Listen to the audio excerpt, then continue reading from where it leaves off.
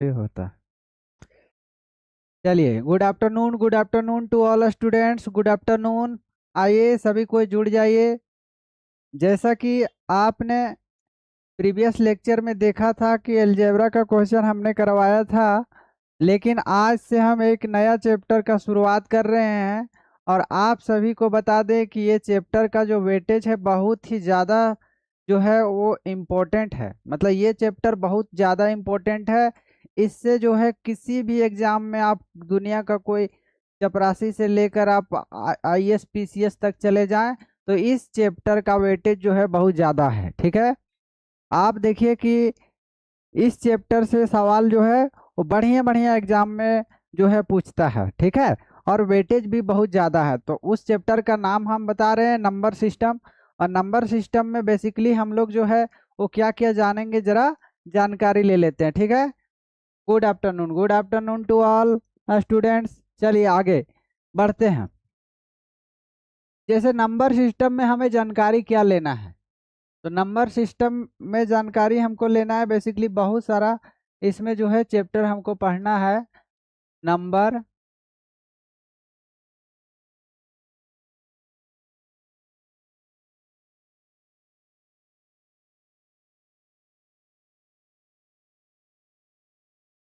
Number system,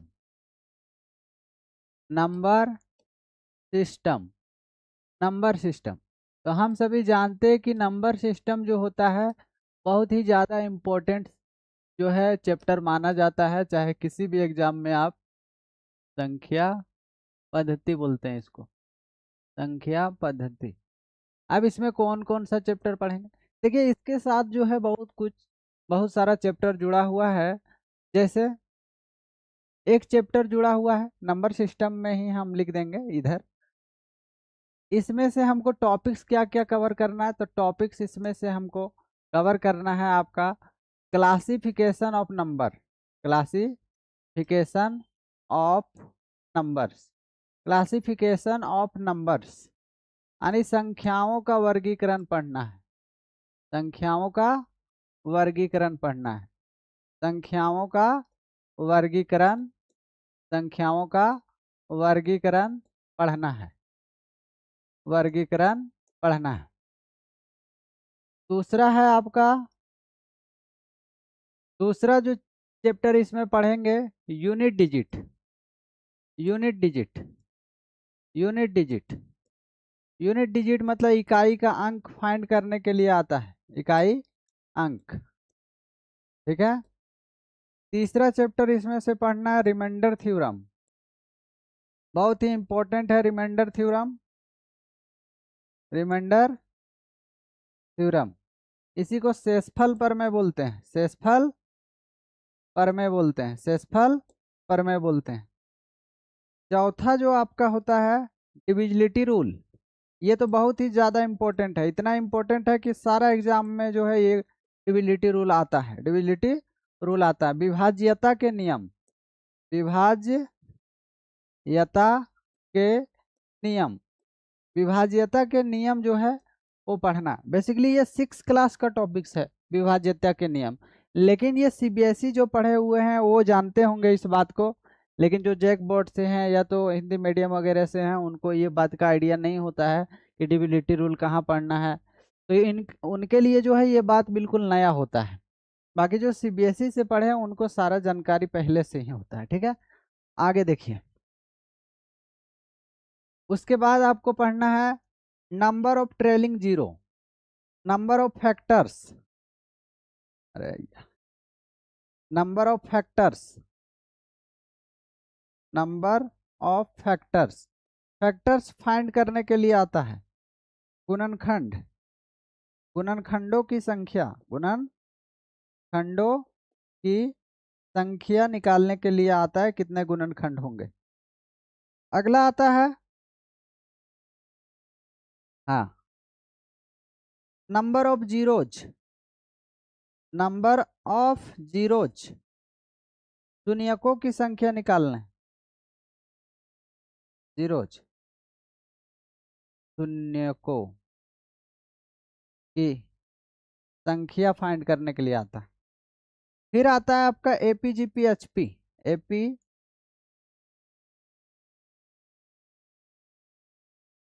एपीजीपीएचपी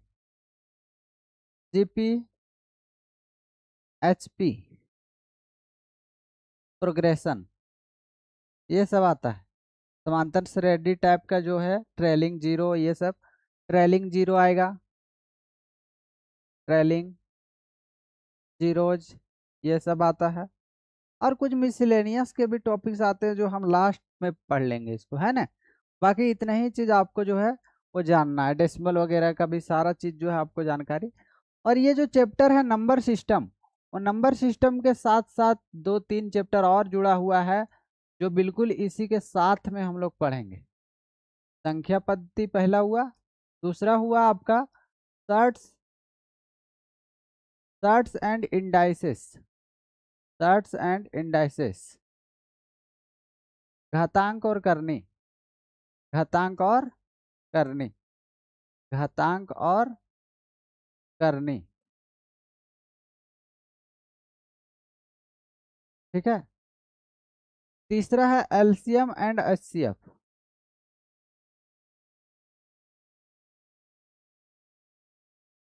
और last में आता है आपका सिंप्लीफिकेशन, जो बोर्ड मास वगैरह होता है और कैलकुलेशन का टॉपिक्स होता है, वो सारा का सारा हम इसी में पढ़ेंगे।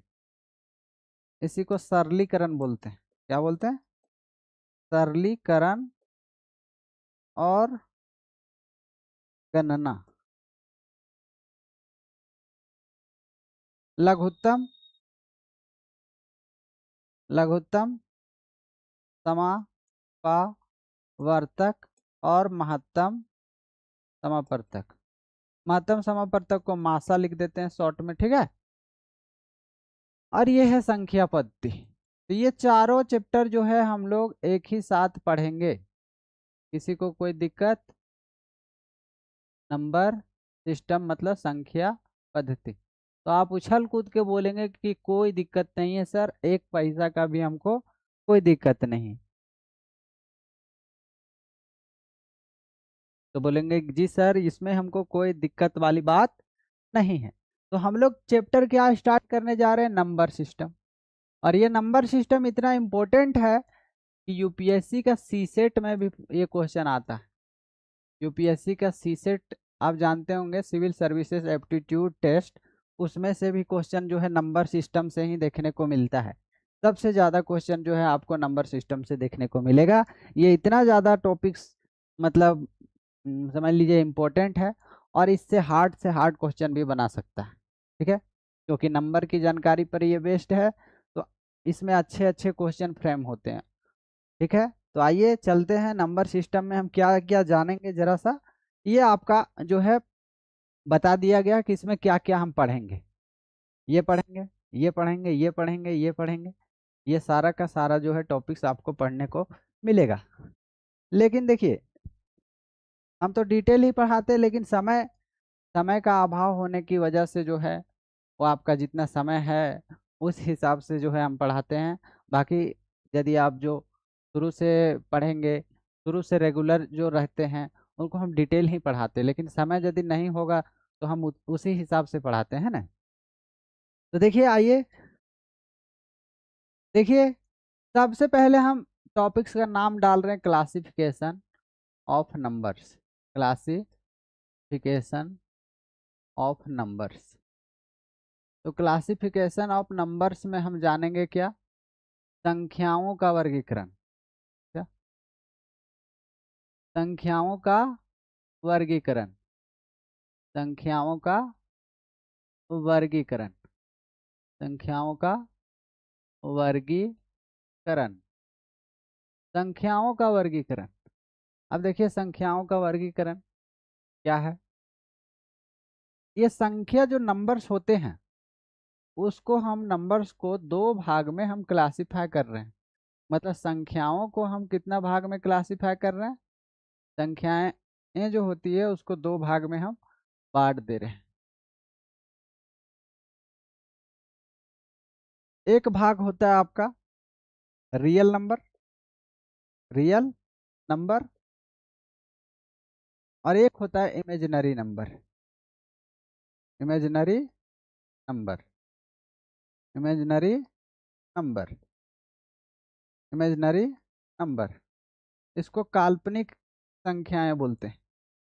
काल्पनिक संख्याएं वैसी संख्याएं जिसको हम नंबर लाइन पर डिनोट नहीं कर सकते। वे सारी लाइन, वे सारी संख्याएं, वे numbers, those numbers which can not denote on number line. ठीक है, जिसको हम नंबर लाइन पे डिनोट नहीं कर सकते उसको इमेजिनरी नंबर बोलते हैं। और रियल नंबर वो होता है वास्तविक संख्या। वास्तविक यार, वास्तविक संख्या, गड़बड़ हो जा रहा है। वास्तविक संख्याएं, तो वास्तविक संख्याएं क्या है, जरा यहां समझ लीजिए। वास्तविक संख्याएं numbers, those numbers, those numbers which can be denoted on number line, on number line, जिसको नंबर लाइन पे लिखा जा सकता है, जिसको हम नंबर लाइन पे लिख सकते हैं उसको हम लोग क्या बोलते हैं। आप बोलेंगे कि सर वैसा नंबर, वैसा, वैसी संख्याएं जिसे संख्या रेखा पर, संख्या रेखा पर निरूपित किया जा सकता है, निरूपित किया जा सकता है, किया जा सकता है, किया जा सकता है। जैसे एग्जाम्पल में आप समझेंगे, जैसे 2 हो गया, 3 हो गया, प्लस का 2, प्लस का 1, ठीक है, माइनस का 4, माइनस का 6, 0, ठीक है, 5/2, ये सब सारा नंबर जो होता है उसको हम लिख सकते हैं नंबर लाइन पे। ठीक है, जैसे √2,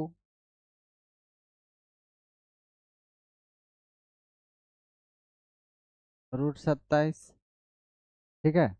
अगर हम बोलें decimal 0.5,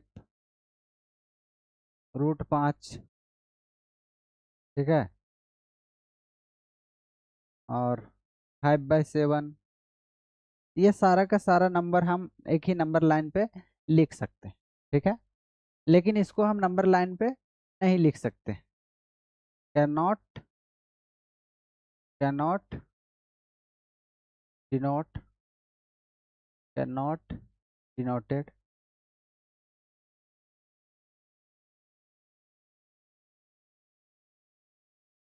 can not denoted on number line, denoted on number line, number line. जैसे i² का वैल्यू जो होता है -1 होता है, और यहाँ से i का वैल्यू निकालेंगे जब तो -1 हो जाएगा। i जो होता है वो आयोटा कहलाता है। आई क्या कहलाता है, आयोटा। आई क्या कहलाता है, आयोटा। लोटा नहीं बोलना है, आयोटा। ठीक है, तो बोलेंगे जी सर आयोटा है। आई जो है, आई जो होता है इमेजिनरी नंबर होता है, आई जो होता है इमेजिनरी नंबर होता है। जैसे देखिए इसको फॉर्म क्या लिख सकते हैं, ये फॉर्म होता है a+ib का फॉर्म में होता है। ये a जो होता है रियल नंबर होता है, ib जो होता है इमेजिनरी नंबर होता है। रियल प्लस इमेजिनरी, ठीक है, यही जो है वो सेपरेट हो जाता है। आप 11th क्लास में कम्प्लेक्स नंबर पढ़े होंगे तो जानते होंगे इस चीज़ को। जैसे ये हो जाएगा इमेजिनरी, ये हो जाएगा रियल नंबर। ठीक है, तो उसमें ज़्यादा आपको जानकारी लेना नहीं है, आपको 11th क्लास का टॉपिक्स नहीं, कंजुगेट ये सब नहीं पढ़ना है, लेकिन थोड़ा बहुत जानकारी आपको लेना है। ठीक है, चलिए, जिसको हम नंबर लाइन पे डिनोट कर सकते हैं, जैसे ये नंबर लाइन है, ये नंबर लाइन है, तो नंबर लाइन पे 0 कहीं ना कहीं यहाँ आता है। आप बोलेंगे उछल के सर, हाँ सर हम जानते हैं 0 रहता है नंबर लाइन पे, और इधर यदि चलते हैं तो -∞ होता है, और इधर चलते हैं तो प्लस का इन्फिनिटी रहता है। 0.5, 0.5 का मतलब होता है कि पॉइंट हटाएंगे नीचे 10 आएगा, 5/10 यानी 1/2। यहाँ से आप ये 1 है, ये 2 है, ये 3 है, ये 1 है, ये 2 है, ये 3 है, ये चलता चला जाएगा। ये -1 है, ये -2 है, ये -3 है। तो ये इस तरह से इन्फिनिटी तक चलता चला जाएगा। तो आप बोलेंगे हाँ सर इन्फिनिटी तक चलता चला जाएगा।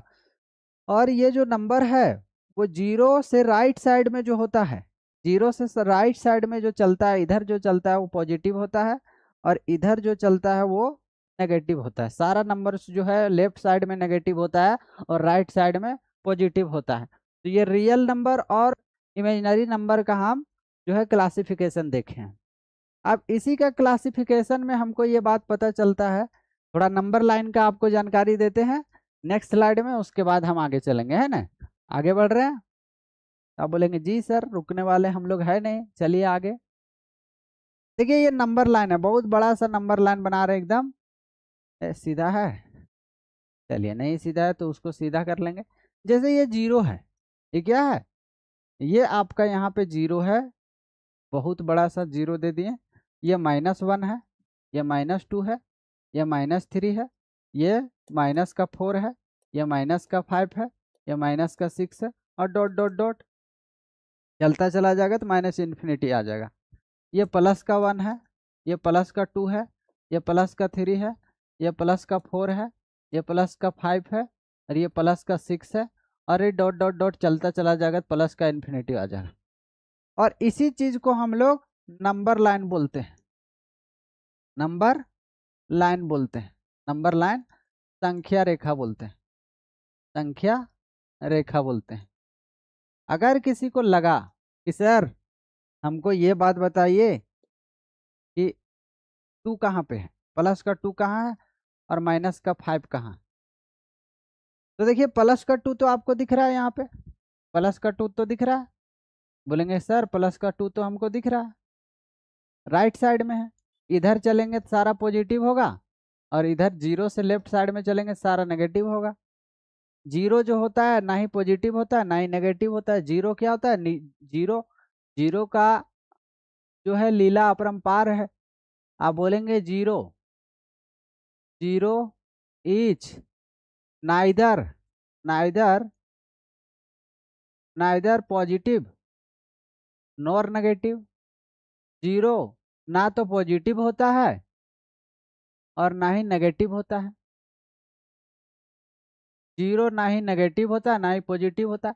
तो जीरो होता क्या है, तो जीरो बोलेंगे कि सर जीरो एक न्यूट्रल नंबर होता है, जीरो एक न्यूट्रल नंबर होता है। जिस प्रकार से जो है केमिस्ट्री में हम लोग न्यूट्रल पढ़ते हैं तो वही हो जाएगा, इस पर कोई इफेक्ट नहीं रहेगा ना पॉजिटिव का ना नेगेटिव का। -0 कहीं पे लिख दिए तो इसका मतलब यही हुआ, +0 लिख दिए, दोनों बात में कोई फर्क नहीं है, नेगेटिव करें या पॉजिटिव करें कोई फर्क नहीं है। तो आप बोलेंगे जी सर कोई दिक्कत वाली बात नहीं है, चाहे नेगेटिव का हो चाहे पॉजिटिव का हो, जीरो जीरो ही रहेगा, ठीक है। अगर हम बोले यहाँ पे कि बताइए 5/2 कहाँ आएगा, तो 5/2 का मतलब कितना होता है, 2.5 होता है, 2.5 होता है। पॉजिटिव का है तो 2.5 2 और 3 के बीच में आएगा, तो कहीं ना कहीं यहाँ पे आएगा, यहाँ पे आएगा कि नहीं, 2.5, 5/2 यहाँ पे आ जाएगा। तो आप बोलेंगे कि हाँ सर अगर नेगेटिव का रहता तो 2 और 3 के बीच में यहाँ -5/2 आता। तो आप बोलते हैं हाँ सर ये बात हम समझ पा रहे हैं। मतलब पॉजिटिव नंबर भी दिखा दिए नंबर लाइन पे, नेगेटिव नंबर भी दिखा दिए, ठीक है, कोई दिक्कत की बात नहीं है। अगर किसी को लगा कि सर हमको पॉजिटिव नेगेटिव तो ठीक है लेकिन रूट वाला बताइए कहाँ पे आएगा, तो रूट वाला जैसे मान लीजिए कि एक नंबर लाइन यहाँ पे हम ड्रॉ किए और यहाँ पे 0 लिखे, जैसे √5 हम बोल दिए √5 कहाँ पे आएगा बताइए, तो √5 कहाँ पे आएगा उस चीज को दिखाने के लिए हम यहाँ से ये 1 है और ये 2 है, ठीक है। तो ये एक कदम यहाँ से मान लीजिए कि यहाँ से यहाँ तक तो 2 है, यहाँ से यहाँ तक कितना है, 2 है, पूरा 2 है। तो यहाँ से हम प्रकार लिए और एक यूनिट हम यहाँ से मेजरमेंट कर लिए। तो यहाँ से यहाँ तक जो है, यहाँ से यहाँ तक 2 है, और 1 यूनिट यहाँ से यहाँ मिला के हम यहाँ से क्या कर दिए, यहाँ खड़ा कर दिए, और इसको हम ऐसे यहाँ पे मिला दिए। तो ये तो लेंथ कितना हुआ, 1 यूनिट, और ये टोटल कितना है, 2 यूनिट। 2 यूनिट लेंथ है यहाँ से यहाँ तक। और हम सभी जानते हैं पाइथागोरस थ्योरम से a square plus b square equal to c square होता है, पाइथागोरस थ्योरम। तो पाइथागोरस जब लगाएंगे, ये आपका जो है वो ये परपेंडिकुलर ये बेस हो जाएगा। तो इसका यहाँ से हाइपोटेनियस जब निकालेंगे हम, तो बोलेंगे कि सर 2 का स्क्वायर प्लस 1 का स्क्वायर हो जाएगा, 2 का स्क्वायर प्लस 1 का स्क्वायर, 2 का स्क्वायर 4 और 1 का स्क्वायर तो √5 हो जाएगा। तो इसका मतलब ये हुआ, कि ये √5 लेंथ हो जाएगा आपका, ठीक है। लेकिन आप प्रकार उठाइए, मतलब √5 कहाँ पे आप दिखा सकते हैं, तो प्रकार उठाइए, यहाँ लगाइए, और यहाँ से एक जो है ऐसे खींच दीजिए लाइन। और ऐसे लाइन जब आप खींचेंगे तो यहाँ पे जो आया वही जो है आपका यहाँ से यहाँ तक का जो है √5 लेंथ का रहेगा, वो भी नंबर लाइन पर ही आ गया। तो आप बोलेंगे हाँ सर नंबर लाइन पे आ गया, इसको तो हम जानते थे। तो √5 भी जो है आपका नंबर लाइन पे आ गया, पॉजिटिव नंबर भी आ गया। डेसिमल नंबर अभी जैसे हम बता रहे हैं 0.33, ठीक है, 0.33। तो 0.3 1/3, 1/3 कहाँ पे आएगा, तो 0 और 1 के बीच में कहीं ना कहीं इसको जो है वो इसको 3 भाग में बांटना है, 1 2 और ये 3। तो यहाँ से ये जो 1/3 आ जाएगा। तो आप बोलेंगे 1/3, 0/3 का मतलब ही होता है 0.33 का मतलब ही होता है 0.33 का मतलब ही होता है 1/3। तो यहाँ पे अगर हम बोले कि सर हमको बताइए कि 2/3 कहाँ आएगा, तो 2/3, तो देखिए 2/3 का मतलब होता है कि ये 0 और 1 के बीच में आपको 3 भाग में बांटना है। तो ये 8 और ये 3 हो गया। 3 में ये दूसरा पोजीशन पर आपको जाना है, तो ये 2/3 हो जाएगा, दूसरा पोजीशन पर हो जाएगा। मतलब जितना भी नंबर आएगा, चाहे डेसिमल का हो चाहे फ्रैक्शन का हो, जैसे 5/2 हम बोले या 7/2 बोल दिए, प्लस का 7/2, इसका मतलब 3.5 होता है। 3.5 किसके किसके बीच में लाई करेगा, तो 4 और 3 के बीच में लाई करेगा। तो यहाँ से देखिए 4 और 3 के बीचों बीच में बिल्कुल खींच देंगे यहाँ पे, तो ये 7/2 हो जाएगा। तो आप बोलेंगे हाँ सर यहाँ पे आ जाएगा, ठीक है। तो ये सारा का सारा नंबर लाइन पे आएगा। हालांकि आपने कभी जो है पहले इस चीज का चर्चा किया नहीं या तो जानने का प्रयास किया नहीं, इसलिए नहीं तो सारा का सारा लाइन, चाहे तो वो इंटीजर हो, पॉजिटिव इंटीजर हो, नेगेटिव इंटीजर हो, डेसिमल हो, फ्रैक्शन हो, सारा का सारा यही लाइन पे आएगा, ठीक है। सिर्फ आपका इरेशनल नंबर नहीं आएगा, ठीक है। तो ये जो इमेजिनरी नंबर होता है वो नहीं आएगा इसमें। इमेजिनरी नंबर जो है आपको इसमें देखने को नहीं मिलेगा। कभी कभी ऐसा नहीं आ सकता है कि यहाँ पे लिख दे कि √−25 बताइए, ऐसा कभी नहीं आएगा। -25 √, में ऐसा नंबर ही नहीं है जो नंबर लाइन पे लाई करेगा, कभी नहीं हो सकता, ये जिंदगी में पॉसिबल ही नहीं है ये बात। अगर यहाँ पे बोल दे -7, -7 को हम ऐसे लिख सकते हैं 7 × I² का वैल्यू जो होता है वो कितना होता है, -1 होता है, सभी कोई जानते हैं। तो इसी चीज को हम ऐसे लिख सकते हैं, और जब रूट से बाहर निकालेंगे तो √7 इसी तरह रहेगा, और I² 2 बार है तो 1 बार बाहर आ जाएगा। ये इमेजिनरी नंबर को लिखने का तरीका है। जैसे कंजुगेट आप पढ़ते होंगे 11th क्लास में, तो क्या उसमें देखते होंगे कंजुगेट करने के लिए जब आता था 3 + 4i, तो इसको कंजुगेट करते थे तो क्या हो जाता था 3 - 4i। इसको 3 का स्क्वायर करते थे और फिर ये 4i का स्क्वायर करते थे, तो यहाँ से आ जाता था 3 का स्क्वायर 9 और 4i² मतलब हो जाएगा आपका -4, और यहाँ पे +4 हो जाएगा, 9 × 4 = 13 आ जाता है इसका। क्योंकि यहाँ पे आई स्क्वायर का वैल्यू -1 होता है, माइनस माइनस प्लस हो जाएगा तो 4 यहाँ पे आ जाएगा। तो इस तरीके से जो है कंजुगेट का जब हम एक दूसरे के साथ प्रोडक्ट कराते थे तो वो पॉजिटिव नंबर आ जाता था। ठीक है, तो यहाँ तक समझ में आ रहा है? क्लियर है सबको? आप बोलेंगे क्लियर है सर, एकदम बिल्कुल क्लियर है। आगे बढ़ेंगे तो देखिए ये जो नंबर लाइन पे है इसमें आपका पॉजिटिव नंबर भी आएगा। काउंटिंग नंबर में जितने नंबर आते हैं नेचुरल नंबर कहलाते हैं। काउंटिंग नंबर जो होते हैं वो नेचुरल नंबर कहलाते हैं। और काउंटिंग जो नंबर्स होते हैं, नेचुरल नंबर जो होते हैं, उसमें जीरो को जब हम इंक्लूड कर देंगे, जीरो को ऐड कर लेंगे तो वो होल नंबर कहला जाएगा। ठीक है, उसके बाद आता है आपका number, prime number, composite number, perfect number. फिर आपका आ जाएगा पॉजिटिव, नेगेटिव, इंटीजर में आपका आ जाएगा पॉजिटिव इंटीजर्स, नेगेटिव इंटीजर्स। फिर है आपका जीरो को भी इसमें ऐड कर लिया जाएगा। तो ये सब चीज का हम जानकारी इसमें एक एक एक करके लेंगे। जैसे देखिए आप, जैसे काउंटिंग नंबर हम बता रहे हैं, काउंटिंग नंबर्स, काउंटिंग नंबर्स इसी को नेचुरल नंबर भी बोलते हैं, नेचुरल नंबर्स। तो नेचुरल नंबर्स क्या होता है? जो गिनती का संख्या होता है, एक, दो, जैसे एक हो गया, दो हो गया, तीन, चार, पाँच, इस तरह से चलता चला जाएगा, ये प्लस इन्फिनिटी तक चला जाएगा, उसी को नेचुरल नंबर कहेंगे। जो एक से शुरू होके एंड करता है, इन्फिनिटी तक जाएगा। दूसरा दूसरा हम लोग जानेंगे क्या?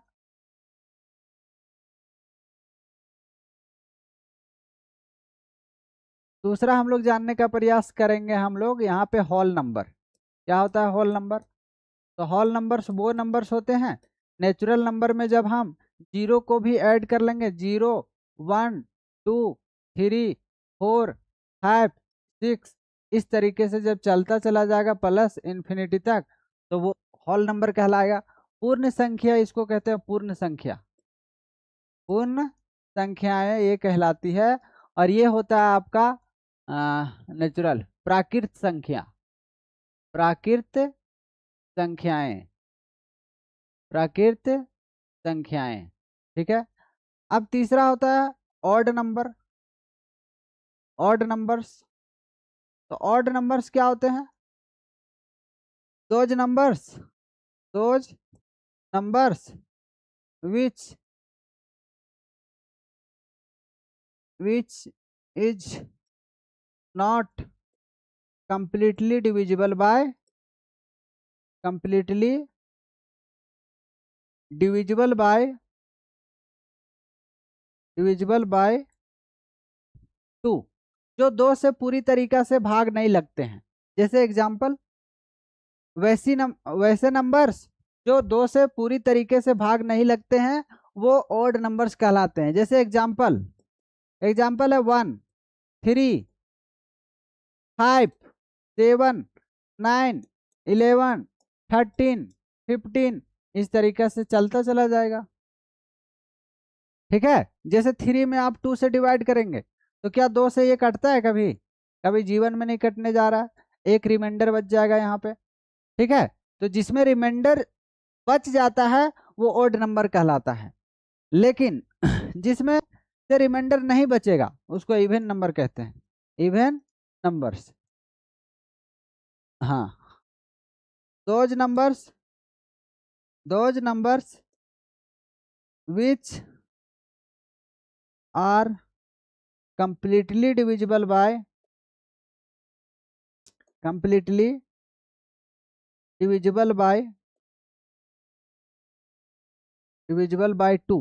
जैसे एग्जाम्पल, यहाँ एग्जाम्पल समझिए, जैसे यहाँ पे हम बोल दिए 2, 4, 6, 8, 10, 12, 14, ये चलता चला जाएगा।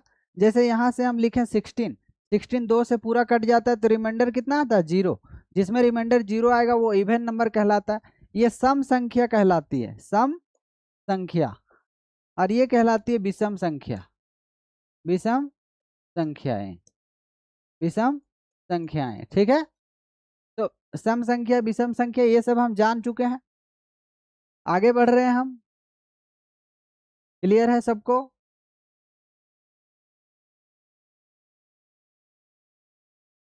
अब देखिए यहाँ पे हम क्लासिफिकेशन जब हम देख रहे हैं तो नंबर का क्लासिफिकेशन में, नंबर का क्लासिफिकेशन में नंबर्स को जो है एक और क्लासिफिकेशन हम कर रहे हैं। एक तो रियल हो गया जिसको हम नंबर लाइन पे डिनोट कर सकते हैं, और एक होता है आपका इमेजिनरी नंबर जिसको नंबर लाइन पे हम डिनोट ही नहीं कर सकते। जैसे आयोटा, आई स्क्वायर का वैल्यू -1 होता है, तो उसका तो चर्चा ही नहीं करेंगे क्योंकि वो नंबर लाइन पे आएगा ही नहीं। तो उसका चर्चा होगा इसमें जो नंबर लाइन पे आएगा। तो नंबर लाइन पे एक आता है rational number. Rational number, rational number को हम लोग परिमेय संख्या बोलते हैं। परिमेय संख्या, क्लास 8 में आप पढ़े होंगे परिमेय संख्या, ठीक है। और एक होता है इरेशनल नंबर।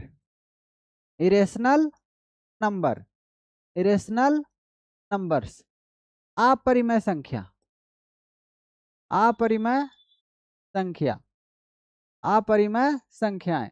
तो अपरिमेय संख्याएं के बारे में हम जानेंगे। जैसे नंबर्स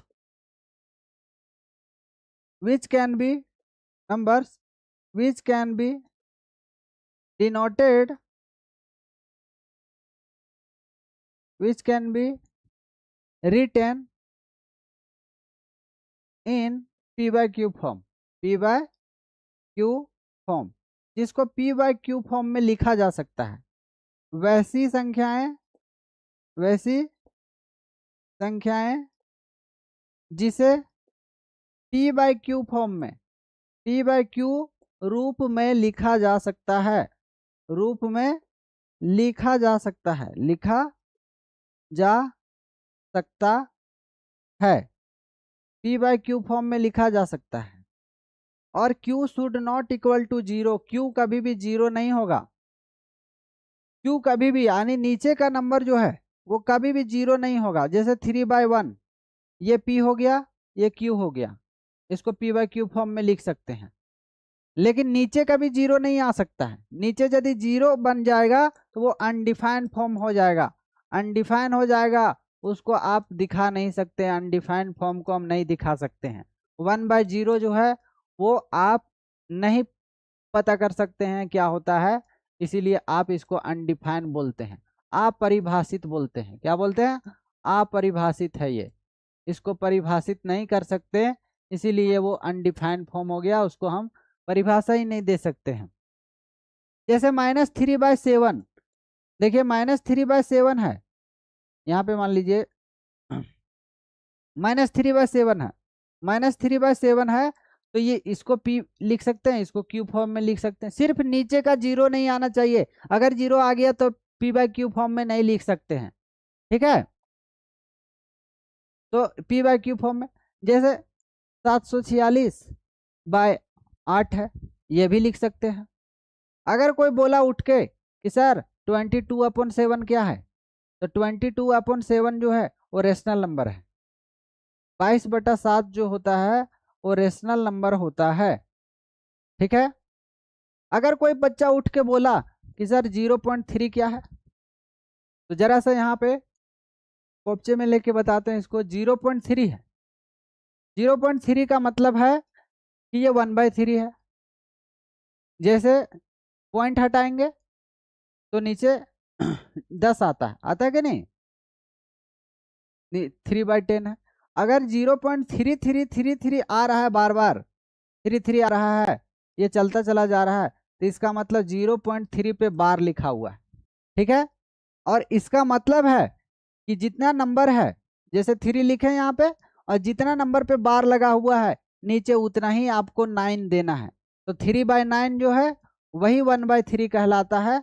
और यही चीज को हम बोल सकते हैं कि 0.3 बार है, उसी को 1/3 लिख सकते। तो 1/3 भी तो हम बोले थे कि ये p by q फॉर्म में लिख सकते हैं, ठीक है। तो आप बोलेंगे हाँ sir p by q form में लिख सकते हैं। अगर किसी को लगा कि सर 0.5 को क्या लिख सकते हैं, 0.5 को हम p by q फॉर्म में एकदम लिख सकते हैं, उछल कूद के लिख सकते हैं। तो आप बोलेंगे हाँ सर पॉइंट हटाइए यहाँ से और इसको 5/10 कर दीजिए। पॉइंट हटाएंगे 5/10, तो इसको भी पी बाई क्यू फॉर्म में हम लिख दिए हैं। ठीक है, मतलब डेसिमल वाला भी जो है आपको पी बाई क्यू फॉर्म में आ जाएगा। इसी को 0.5 भी बोलेंगे, 0.5 भी बोल सकते हैं। ठीक है, मतलब आपका टर्मिनेटिंग डेसिमल भी हो गया, नॉन टर्मिनेटिंग रिपीटिंग डेसिमल भी हो गया। तो इरेशनल नंबर क्या होता है? इरेशनल नंबर वो होता है numbers which cannot be which cannot be written in p by q form, written in p by q form, जिसको p by q फॉर्म में हम नहीं लिख सकते हैं, जिसको p by q फॉर्म में हम नहीं लिख सकते हैं, जिसको p बटा q रूप में नहीं लिखा जा सकता, उसको हम लोग क्या बोलते हैं? जिसे p by q रूप में नहीं लिख सकते हैं, p by q फॉर्म में नहीं लिख सकते हैं, उसको हम लोग अपरिमेय संख्या बोलते हैं। जैसे एग्जाम्पल में यदि हम बोले कि सर यहाँ पे पाई जो है उसको पी वाई क्यूब फॉर्म में लिख सकते हैं, तो पाई और 22/7, 22/7 को हम लिख सकते हैं, 22/7 को हम पी वाई क्यूब फॉर्म में लिख सकते हैं, लेकिन पाई को नहीं लिख सकते हैं। ठीक है, पी बटा क्यूब फॉर्म में हम नहीं लिख सकते हैं इसको। ठीक है, जैसे क्यूब रूट 11 और यहाँ से बोल दिए 17 इसका, फिर बोल दिए 21 इसका पावर 4, और यहाँ से बोल दिए 99 का पावर यहाँ से 11, और क्यूब रूट ऑफ 37 अगर हम बोल दिए यहाँ पे रूट 41 का पावर 6, तो ये सब नंबर्स को हम जो है वो इरेशनल नंबर बोलेंगे, क्योंकि इसका क्यूब रूट हम निकाल ही नहीं सकते, एग्जैक्ट मान निकाल ही नहीं सकते हैं। तो एग्जैक्ट मान यदि नहीं निकाल सकते हैं तो उसको पी बाई क्यूब फॉर्म में हम नहीं लिख पाएंगे। ठीक है, पी बाई क्यूब फॉर्म में नहीं लिख सकते, वो सारा जो नंबर्स है उसको हम पी बाई क्यूब फॉर्म में नहीं लिख सकते। जैसे रूट 2 का वैल्यू होता है, रूट 2 का जो वैल्यू होता है 1.414 होता है। रूट 3 का वैल्यू जो होता है अप्रोक्सीमेट वैल्यू जो होता है 1.732 होता है। तो ये पॉइंट वाला जो है उसको तो हम लिख ही नहीं सकते हैं। ठीक है, लेकिन ये एग्जैक्ट मान रहता तो हम पॉइंट हटाकर लिख सकते थे, लेकिन एग्जैक्ट मान तो है नहीं, अप्रोक्सीमेट वैल्यू है। जैसे पाई जो होता है, पाई का वैल्यू जो होता है 22/7 होता है, लेकिन क्या ये एग्जैक्ट वैल्यू है? नहीं, अप्रोक्सीमेट वैल्यू है। ये पाई का वैल्यू जो है वो कंप्लीटली 22/7 नहीं होता है, ये अप्रोक्सीमेट वैल्यू है। इसको जो है वो मान लिया गया लगभग लगभग, जैसे आपके पैकेट में 0.98 रुपीस है, तो आप बोलते हैं लगभग मेरे पास 1 रुपया है, लगभग। तो वही लगभग यहाँ माना गया, ये पूरा 22/7 नहीं है, 22/7 पूरा कंप्लीट नहीं है, इस वजह से हम इसको नहीं बोल सकते हैं। तो पाई क्या हो गया यहाँ पे? इरेशनल नंबर हो गया, अपरिमेय संख्या हो गया। और रूट 11 और क्यूब रूट ऑफ 17 ये सब जो है इसका रूट 21 का पावर 1/4, तो ये सारा नंबर जो है इरेशनल होगा, क्योंकि इसको हम पी बाई क्यू फॉर्म में इसे नहीं लिख सकते हैं। अब देखिए अगला क्लासिफिकेशन हम देख रहे हैं, क्या अगला क्लासिफिकेशन है? देखिए यहाँ तक क्लियर है सबको? आप एक बार यस बोल देंगे, आगे बढ़ेंगे फिर हम। आप बोलेंगे हाँ सर बढ़िए, चलिए आगे बढ़ रहे हैं हम। देखिए अब नंबर का क्लासिफिकेशन हम समझा रहे हैं, और नंबर के क्लासिफिकेशन में ही हम आगे बढ़ रहे हैं। क्या नंबर का क्लासिफिकेशन जब हम आगे बढ़ेंगे तो इसमें से 3 डेसिमल होता है। एक होता है टर्मिनेटिंग डेसिमल, एक होता है टर्मिनेटिंग डेसिमल, सब कुछ बताएंगे जो है एकदम चुपचाप से रहें, जरा सा समझने का प्रयास करें, उछल कूद नहीं करें। शांत दशमलव, शांत दशमलव, ठीक है। दूसरा, दूसरा है non terminating, non terminating but repeating decimal, repeating decimal, इसी को अशांत दशमलव बोलते हैं। क्या बोलते हैं? अशांत दशमलव। वो कभी खत्म, मतलब अशांत रहेगा, ठीक है, शांत बैठेगा ही नहीं, ठीक है। इसी को रेकरिंग डेसिमल भी बोलते हैं, रेकरिंग। रेकरिंग मतलब है कि रिपीट करेगा, रेकरिंग डेसिमल। और एक होता है non terminating, non terminating, non terminating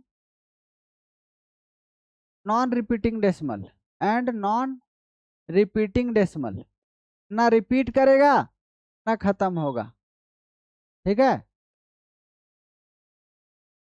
अशांत, अशांत, अशांत पुनरावृत्ति,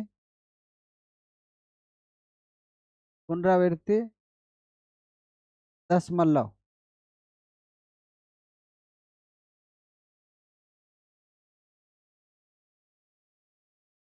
आसान दशमलव हो, आसान दशमलव होगा लेकिन पुनरावृत्ति होगा। वाह, पुनरावृत्ति, पुनरावृत्ति दशमलव। पुनरावृत्ति मतलब क्या होगा? पुनरावृत्ति का मतलब ये हुआ कि ये रिपीट करता जाएगा। और अशांत, जैसे एग्जांपल यहाँ देखिए, आसान, जैसे जैसे हम बोल दिए 0.5, तो 0.5 जो है 1 पॉइंट हटाएंगे तो नीचे क्या आ जाएगा? 10 आ जाएगा। 5 से कटेगा, 5 1 जा 5, 5 2 जा 10। इसी को डेसिमल ऐसे करेंगे तो 0.05 टाइम्स में ये थोड़ा सा चला और फिर खत्म हो गया। तो आप बोलेंगे हाँ सर ये तो बात हम जानते हैं। जैसे 0.2, तो 0.2 मतलब क्या? 2 ऊपर रहेगा, नीचे 10 आ जाएगा, 2 से कटेगा 5 बार में। मतलब 2 से जब हम 5 से जब हम 2 में भागा देंगे तो ये कितना बार? 0.5 चौका 20। तो आप बोलेंगे सर 0 0 आ गया, ये कट के माइनस होके, तो ये जो है टर्मिनेटिंग डेसिमल है। थोड़ा सा चला और फिर रुक जाएगा, थोड़ा सा चला फिर रुक जाएगा, थोड़ा सा चला रुक जाएगा। जैसे 0.7 पॉइंट हटाएंगे तो ये नीचे 10 आ जाएगा। 10 से अब जब 7 में हम भाग देंगे तो 0.7 बार में चला जाएगा, ये 70 कट जाएगा। थोड़ा सा चला खत्म हो गया, तो इसको टर्मिनेटिंग डेसिमल बोलेंगे। कौन सा डेसिमल है ये? टर्मिनेटिंग। थोड़ा सा चलेगा खत्म हो जाएगा, थोड़ा सा चलेगा खत्म हो जाएगा। लेकिन non terminating but repeating, non terminating जो तुरंत खत्म नहीं होगा, ठीक है। जैसे यहाँ कुछ एग्जांपल देते हैं, बाकी अगला पेज में आपको बहुत अच्छे से समझाते हैं। जैसे एग्जांपल देखिए यहाँ से 0.333333, ये चलता चला जा रहा, रुकने का नाम नहीं ले रहा, तो इसको हम 0.3 लिख सकते हैं, 0.3 पर बार लिख सकते हैं। तो आप बोलेंगे हाँ सर लिख सकते हैं, कोई दिक्कत वाली बात तो नहीं है। अब जब हम 0.3 पे बार लिखेंगे तो इसका मतलब ये है, 0.3 का मतलब है कि 1, ये 3 जितना पर बार रहता है उतना ही 9 नीचे लेकर आते हैं। 3 से कटेगा तो ये 1/3 हो जाएगा। तो ये रिपीट कर रहा है बार बार, 3 3 3 3 पैटर्न रिपीट कर रहा है, ये चलता चला जाएगा, रुकेगा नहीं, ठीक है। तो रिपीटिंग है, खत्म भी नहीं हो रहा है, ये डिवीजन आपको खत्म भी नहीं होगा। यदि आप कैलकुलेटर से 3 से 1 में डिवाइड करेंगे तो ये रुकेगा ही नहीं, 3 3 3 3 चलता चला जाएगा, कभी नहीं रुकेगा, लेकिन रिपीट करेगा जरूर। वही नंबर बार बार देख रहे हैं, रिपीट कर रहा है, रिपीट कर रहा है, तो ये नंबर खत्म भी नहीं होगा और ना ये कंप्लीटली खत्म होगा, लेकिन ये रिपीट करता रहेगा, रिपीट करता रहेगा। जैसे 0.73 दोनों पे जो है बार है। तो अब देखिए इसको लिखेंगे कैसे, 73 लिखेंगे, 73 लिख दिए, कितना पे बार है, 2 पे, तो 99 आएगा इस बार। तो आप कैलकुलेटर में इसको देखिएगा कि जब 99 से 73 में भाग देंगे तो 0.7373 ये आता जाएगा। ठीक है। अगर एक और हम नंबर ले लें यहाँ से 0.72725, इस पे डैश है तो 725, और यहाँ पे जितना पे डैश रहता है उतना ही 9 आता है। ठीक है। और ये तो इसका तो लीला अपरंपार है, ऐसा नंबर अलग मलंग कुछ भी मतलब नंबर आ जाएगा जो कभी भाग लगेगा ही नहीं। जैसे भाग लगा रहे हैं 0.7348974076341387, कोई भी नंबर ले जो कभी रिपीट भी नहीं करेगा और ना ही खत्म होने का नाम लेगा। ऐसा नंबर जो रिपीट भी ना करे और अलग अलग नंबर भी आए तो इसको तो हम नंबर लाइन पे कभी दिखा ही नहीं सकते हैं। तो दिखा हम किसको सकते हैं, टर्मिनेटिंग डेसिमल को, और non terminating but repeating decimal को हम जो है पी बाय क्यू फॉर्म में लिख सकते हैं। पी बाय क्यू फॉर्म में लिख सकते हैं किसको किसको, एक तो आपको फर्स्ट वाला, और दूसरा जो है सेकेंड वाला को पी बाय क्यू फॉर्म में लिख सकते हैं। बाकी थर्ड वाला को हम पी बाय क्यू फॉर्म में नहीं लिख सकते। क्यों? क्योंकि जो वो नंबर ही नहीं पता चल रहा है कि वो कौन सा नंबर है, वो बार बार अलग अलग नंबर आ रहा है। इसको हम दुनिया का जितना भी मतलब कागज है उसका यूज कर लें, जितना भी पृथ्वी पे जो भी लिखने का सामान है उसका यूज कर लें, तो हम इसको कंप्लीटली लिख ही नहीं पाएंगे। ठीक है, पूरा कागज कलम कम पड़ जाएगा, लेकिन हम इसको नहीं लिख सकते क्योंकि नंबर ही नहीं पता चल रहा है कि कौन सा नंबर लिखना है हमको। ये रिपीट भी नहीं कर रहा, ना खत्म होने का नाम ले रहा है। तो इसका तो जो है हम कॉपी पर इसको दिखा नहीं सकते हैं। किसको दिखा सकते हैं, इसको दिखा लेंगे, इसको दिखा लेंगे। ठीक है, चलिए आगे बढ़ रहे हैं, इसको जरा एग्जाम्पल से अच्छे से समझते हैं। जैसे टर्मिनेटिंग डेसिमल, टर्मिनेटिंग डेसिमल का मतलब है क्या, कि जो खत्म हो जाएगा, भाग लग जाएगा और खत्म हो जाएगा। जैसे 0.2 ले लें। 0.2 का मतलब 2/10, 2 से काटेंगे 1/5 हो जाएगा। अब 5 से जब हम भागा लगाएंगे एक में तो 0.05 बार में ये चला जाएगा 10। ठीक है, तो ये खत्म हो गया, मतलब एक डिजिट के बाद वो डिवीजन कंप्लीट हो गया, रिमाइंडर 0 आ गया, तो ये टर्मिनेटिंग हो जाएगा। अब नॉन टर्मिनेटिंग क्या है, non terminating but repeating, non terminating but repeating. Repeating का मतलब है कि ये रिपीट करता जाएगा, रिपीट करता जाएगा। जैसे 0.73737373 ये चलता चला जाएगा, एग्जाम्पल है ये। तो इसी चीज को हम 0.73 पर डैश लगा देंगे, डैश, और इसी चीज को हम 0.73, और जितना के ऊपर डैश है, जितना के ऊपर बार है, उतना ही 9 लेकर आते हैं। ठीक है, जैसे 0.529 529 529 ये चलता चला जाएगा। इसका मतलब ये हुआ कि 529 जो है वो देखिए बार बार रिपीट कर रहा है, तो 0.529 पे डैश लिखेंगे, और जितना अंक रिपीट कर रहा है उतना ही 9 हम लिखेंगे। ठीक है, तो यही इसका जो है वो मतलब एक्सप्रेशन हो जाएगा कि हम इस तरीके से इसको दिखा सकते हैं। और नॉन टर्मिनेटिंग और नॉन रिपीटिंग का तो चर्चा हम कर ही दिए, नॉन टर्मिनेटिंग और non repeating, non terminating non repeating, ना रिपीट करेगा और ना ही खत्म होने का नाम लेगा। जैसे कोई भी नंबर, जैसे नंबर क्या होता है, जीरो से शुरू होकर 1 2 3 4 5 6 6 7 8 और ये 9, इतना ही जो डिजिट होता है उसी से नंबर बनाया जाता है। तो यही नंबर जो है बार बार रिपीट नहीं करेगा, अलग अलग जगह पे आ जाएगा। जैसे एग्जांपल 0.1 4 9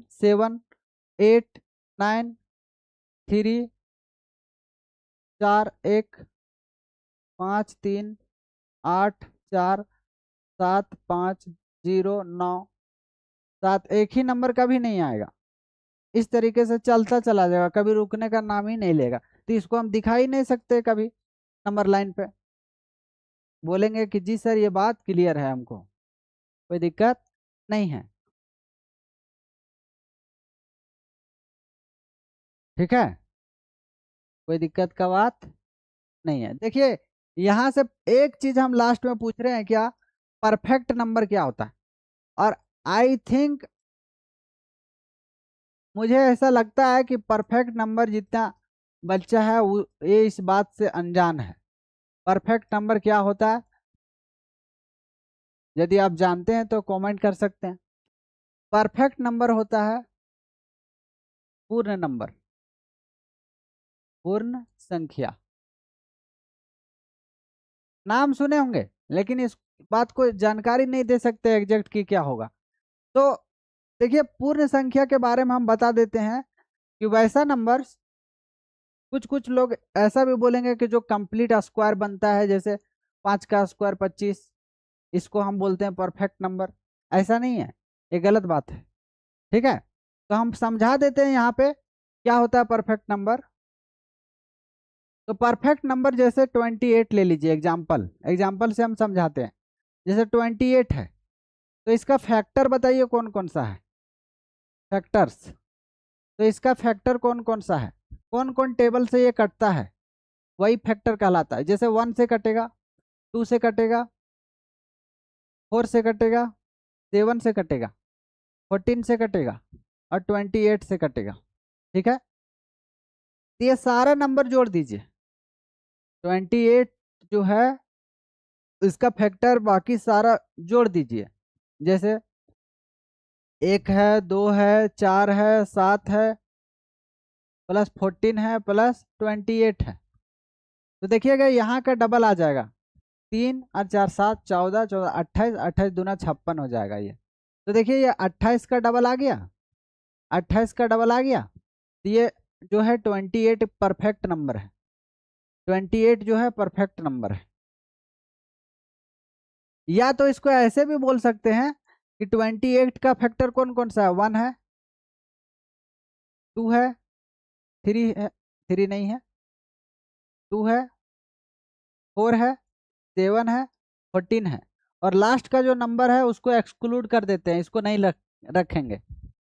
क्यों नहीं रखेंगे कि लास्ट नंबर को एक्सक्लूड करना है आपको। एक्सक्लूड मतलब होता है कि अंतिम नंबर को हटा देना है। अगर वो जोड़ने के बाद इक्वल आ जाएगा तो वो परफेक्ट नंबर हो जाएगा। 1 2 3 3 4 7 7 14 14 और 14 28 हो जाएगा। तो ये बराबर आ गया, इसका मतलब ये परफेक्ट नंबर है।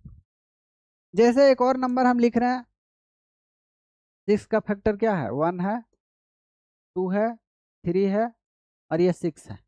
ठीक है, तो लास्ट का नंबर हम क्या बोले थे, एक्सक्लूड करना है आपको। लास्ट का नंबर को आपको एक्सक्लूड करना है। क्या करना है, लास्ट को नंबर को एक्सक्लूड कर देना है।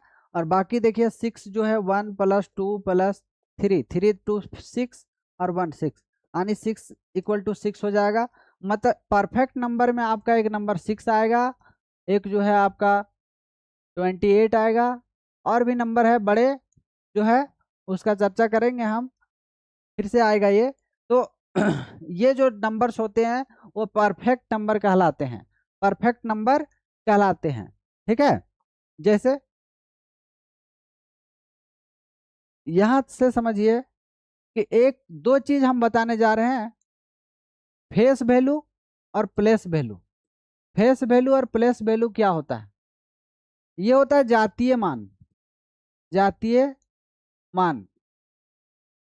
और एक होता है प्लेस वैल्यू। प्लेस वैल्यू मतलब अंकीय मान, अंकीय मान, अंकीय मान। तो अंकीय मान क्या होता है और फेस वैल्यू क्या होता है और प्लेस वैल्यू क्या होता है। जैसे हम लिखे 4279, तो इसका यदि हम फेस वैल्यू बोलेंगे तो सेम यही नंबर हो जाएगा। 9 का फेस वैल्यू 9 होगा, 7 का 7 होगा, 2 का 2 होगा, 2 का 2 होगा, और 4 का फेस वैल्यू 4 ही होगा। मतलब जो यूनिट डिजिट होता है, यूनिट डिजिट जो होता है, यूनिट डिजिट जो होता है उसका प्लेस वैल्यू और फेस वैल्यू, प्लेस वैल्यू और फेस वैल्यू, प्लेस वैल्यू और फेस वैल्यू दोनों बराबर होता है। अभी समझाएंगे कैसे। यूनिट डिजिट का प्लेस वैल्यू और फेस वैल्यू दोनों बराबर होता है। क्यों होता है अभी समझा रहे हैं। जैसे यहाँ देखिए 3, 8, 7, 5 और 6 है ये। देखिए यहाँ से यदि हम प्लेस वैल्यू बोलेंगे तो ये 6 हो गया। मतलब ये जो नंबर यहाँ पे दिख रहा था 9, वही नंबर यहाँ आया था। जो नंबर यहाँ लास्ट में दिख रहा है वही नंबर यहाँ पे आएगा। अगर फेस वैल्यू भी इसका निकालते तो 6 का 6 ही रहता। प्लेस वैल्यू निकाल रहे तो 6 का 6 ही हो जा। अब 5 का प्लेस वैल्यू जब निकालेंगे तो 5 लिखेंगे, और इसके बाद कितना डिजिट है, एक डिजिट है ये वाला, तो एक जीरो लगाएंगे। 7 है तो यहाँ 7 लिखेंगे। 7 के बाद कितना डिजिट है, एक डिजिट ए और एक डिजिट ए, उतना ही जीरो लगेगा यहाँ पे। उसके बाद 8 तो 8 लिखेंगे। उसके बाद कितना अंक है, 8 के बाद देखिएगा 1 2 3, तो 3 जीरो लगाएंगे। उसके बाद ये 3 है तो 3 के बाद 1 2 3 4, तो 4 जीरो लगेगा। ठीक है, ये प्लेस वैल्यू और फेस वैल्यू होता है। ठीक है, कभी कभी आ जाता है बनाने के लिए तो आप आराम से बना सकते हैं इस तरीके से। ठीक है, प्लेस वैल्यू फेस वैल्यू। ठीक है, अब देखिए दो चीज का और जानकारी हम दे लेते हैं। एक होता है आपका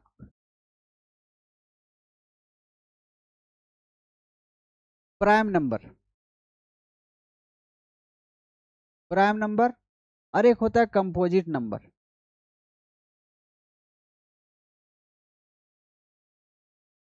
कंपोजिट नंबर ये है भाज्य संख्या, और एक होता है आपका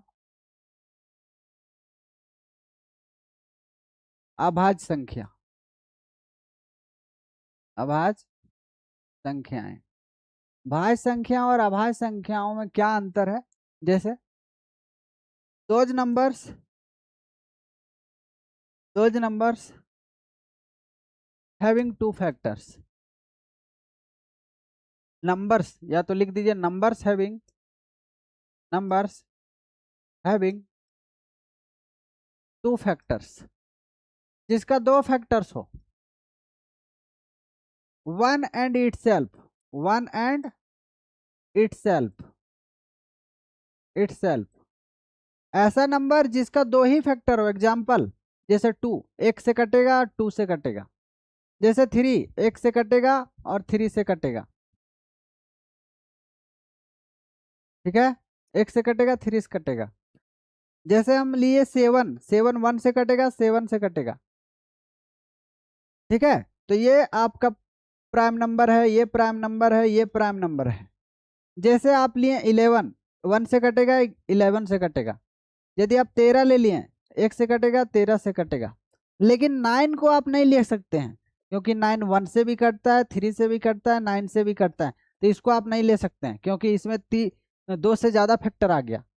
हमको दो ही फैक्टर चाहिए, या तो 1 या तो खुद वही नंबर। जैसे यहाँ देखिए ये 1 से कट रहा था, या तो 7 खुद अपने आप से कट रहा था, 7 से कट रहा था। इसके अलावा कोई दूसरा ऐसा नंबर नहीं है जो इसको काट सके। ठीक है, numbers having more than two factors, having more than two factors, more than two factors, जिसमें 2 से ज्यादा फैक्टर्स हो। ठीक है, एग्जाम्पल, एग्जाम्पल में आप 15 को ले लीजिए। 15 1 से कटता है, 3 से कटता है, 5 से कटता है और 15 से कटता है। जैसे 12, 12 भी जो है आपका 1 से कटेगा, 2 से कटेगा, 3 से कटेगा, 4 से कटेगा, 6 से कटेगा, और 12 खुद अपने आप से भी कटता है। ठीक है, तो इसमें 2 से ज्यादा फैक्टर हो गया ना। 15 में देखिए कितना फैक्टर हो गया, 15 में जो है टोटल 1 2 3 4 फैक्टर हो गया, 4 फैक्टर हो गया। तो 2 से तो ज्यादा हो गया। जिसमें 2 फैक्टर रहता है उसको प्राइम नंबर कहते हैं। ठीक है, प्राइम नंबर कहते हैं। और जिसमें 2 से ज्यादा फैक्टर्स होते हैं उसको कंपोजिट नंबर कहते हैं, उसको कंपोजिट नंबर कहते हैं। जैसे हम यहाँ से पूछ ले एक क्वेश्चन कि स्मॉलेस्ट प्राइम नंबर क्या होगा, स्मॉलेस्ट इवन प्राइम नंबर क्या होगा, इवन प्राइम नंबर क्या होगा, इवन प्राइम नंबर क्या होगा। तो स्मॉलेस्ट इवन प्राइम नंबर 2 होगा।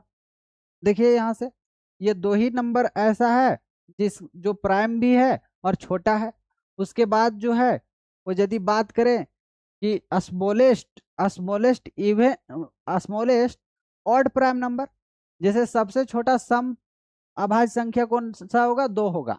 लेकिन सबसे छोटा यदि हम बोले कि विषम, विषम, तो विषम ऑड प्राइम नंबर क्या होगा, odd prime number, odd prime number. ठीक है, विषम में छोटा, तो छोटा में आ जाएगा जैसे 2 3। ठीक है, तो अगर हम इसी में से थोड़ा सा घुमा के ये पूछ लें कि odd odd composite, odd composite number क्या होगा, ऑड कंपोजिट नंबर क्या होगा स्मॉलेस्ट में, कौन सा, स्मॉलेस्ट। तो कंपोजिट नंबर जो होगा वो इधर तो 2 2 नहीं होगा, 3 नहीं होगा, 4, 4 जो होगा वो देखिए 1 से कटता है, 2 से कटता है, 4 से कटता है, लेकिन ये इवन है। फिर 6 8, 8 भी नहीं होगा स्मॉलेस्ट, तो ये ऑड में आ जाएगा 9, 9 जो है स्मॉलेस्ट ऑड कंपोजिट नंबर होगा। क्योंकि ऑड पूछ रहा है, इवन पूछता तो आप 4 लिख सकते थे, लेकिन ऑड पूछ रहा है तो ऑड इसीलिए 9 हो जाएगा। ऐसा ऐसा जो है आपका जो है बहुत ज़्यादा पूछता है, क्योंकि ये वन लाइनर टाइप में होता है और आसानी से जवाब दिया जा सकता है। जितना भी कांस्टेबल वगैरह का एग्जाम में भी सब पूछता है। ठीक है, तो ये सारा का सारा जानकारी जो है आपको और भी बहुत ज़्यादा है। जैसे हम एक बताएं डिविलिटी रूल, तो डिविलिटी रूल से सबसे ज़्यादा सवाल पूछता है। फिर रिमाइंडर थ्योरम से क्वेश्चन पूछेगा, फिर यूनिट डिजिट से, ठीक है, फिर फैक्टर वगैरह से। तो वो सब चैप्टर जो है अभी थोड़ा सा जानकारी था ये नंबर के बारे में। फिर डिविलिटी रूल हम लोग पढ़ेंगे और रिमाइंडर थ्योरम पढ़ेंगे, है ना। तो आज का क्लास जो है आपको कैसा लगा कमेंट करेंगे। और जो है आज का क्लास इन्हीं सब बातों के साथ एंड करते हैं, बाकी मिलेंगे नेक्स्ट क्लास में। ठीक है, बाय बाय टू ऑल।